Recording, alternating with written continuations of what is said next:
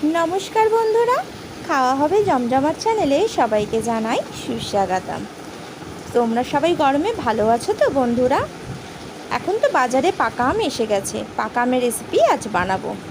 এখানে আমি 3টে পাকা আম নিয়েছি আর একটা কাঁচা আম নিয়েছি। এই পাকা আম আর কাঁচা আম দিয়ে বানিয়ে নেবো আজকে হোমমেড মাজা বা হোমমেড ফ্রুটি, যেটা বাচ্চা থেকে বড় সবাই খেতে ভালোবাসে। চলো শুরু করা যাক। আমি এখানে একটা বোল নিয়েছি, এখানে আমগুলো ছোট ছোট টুকরো করে কেটে নিয়েছি। 2 বাটি পাকা আম আমি এখানে নিয়ে নেব, টুকরো করে কেটে রাখা। 3টে আম কেটেই আমার 2 বাটি হয়েছে।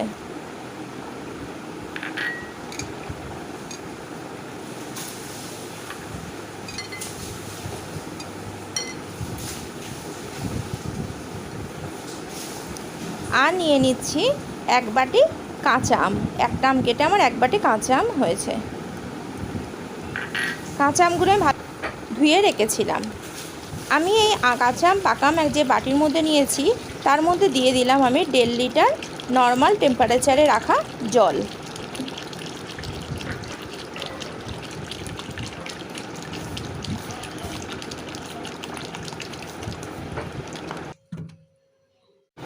গ্যাসে কড়াই বসিয়ে দিয়েছি, তার মধ্যে দিয়ে দেবো আমি কাঁচা আম পাকা আম যে জলের মধ্যে রেখেছিলাম সেইটা জল সমেত। এবার এটাকে হাই ফ্লেমে কিছুক্ষণ আমি ফুটতে দেবো। আর এর মধ্যে অ্যাড করে দিচ্ছি আমি 1.5 বাটি চিনি। যে বাটিতে আমি আমটাকে মেপেছি সেই বাটিরই 1.5 বাটি চিনি আমি এর মধ্যে দিয়ে দিলাম।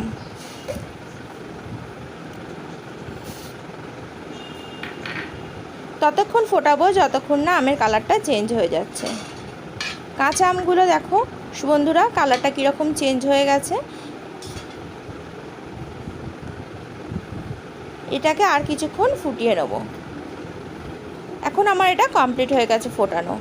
এবার এই আমগুলোকে আমি একটা মিক্সির জারের মধ্যে তুলে নেব।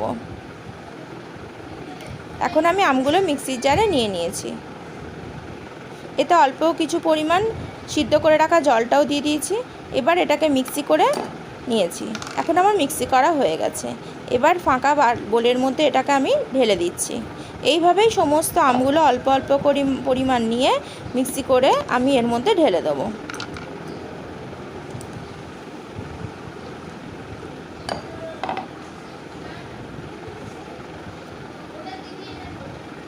এর মধ্যে দিয়ে দিচ্ছি আমি একটা বরফের টুকরো।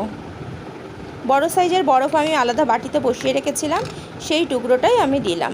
এখানে বরফটা যেই গলে যাবে এই জুসটা তখন পাতলা হয়ে যাবে। এখন এটা অনেকটাই মোটা রয়েছে।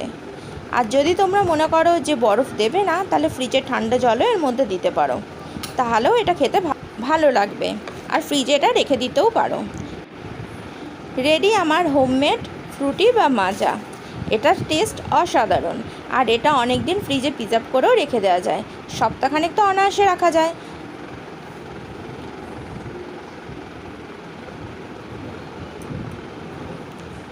এবার এটা আমি গ্লাসের মধ্যে ঢেলে দেখাচ্ছি কতটা আমার এটা ঘনত্বটা রেখেছি।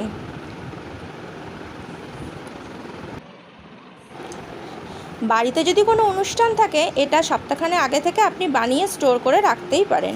আর অনুষ্ঠানের দিন ফ্রিজ থেকে বার করে এটা সবাইকে সার্ভ করবেন। আর হাতে বানানো জিনিসের টেস্ট তো আলাদাই থাকে কেনা জিনিসের থেকে, আর সবাই খেয়েও এটা অনেকটাই খুশি হবে।